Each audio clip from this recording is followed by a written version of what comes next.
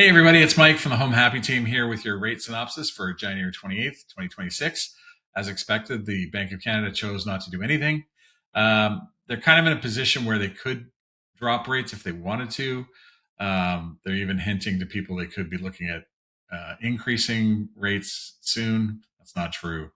We're basically in a kind of static position caused by some chaos that we all know about. Lots of noise out there.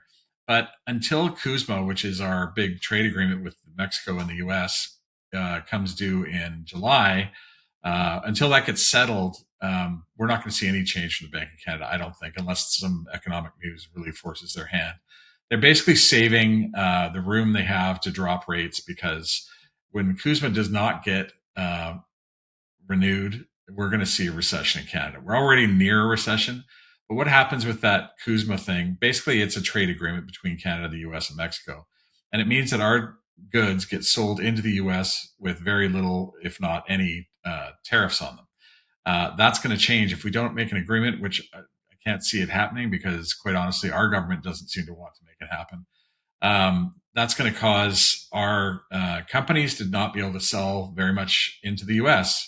And it's our biggest trading partner. It's over 70% of our trade goes to the US.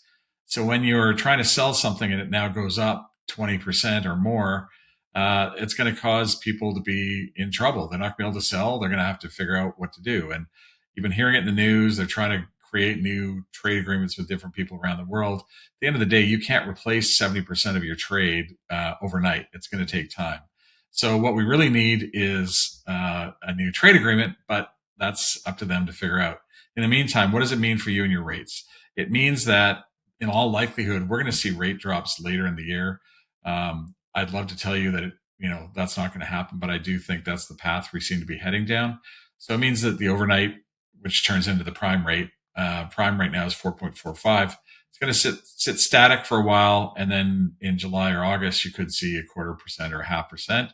And maybe more, depends how bad this is. But I think that's what the Bank of Canada is doing, is saving those drops for down the road because they're going to be looking crazy if they aren't able to drop rates any further at that point.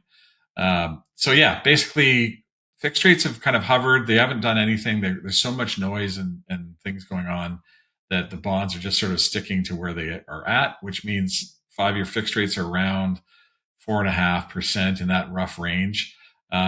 Those will slowly go down in the summer if we see this issue with CUSMA happen, but don't see a lot of change coming that way. So fixed rates are going to stay kind of the same.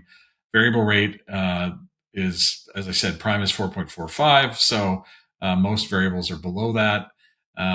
So right now, what do you do? If your mortgage is coming due and you're up for renewal, it's definitely a discussion time. We need to kind of make a plan so that you can deal with whatever happens. And yeah, it's not great news. I wish I could tell you something happier, but that's the reality. So thanks for tuning in, and please reach out. We'd love to have a chat with you so we can build a custom plan for you.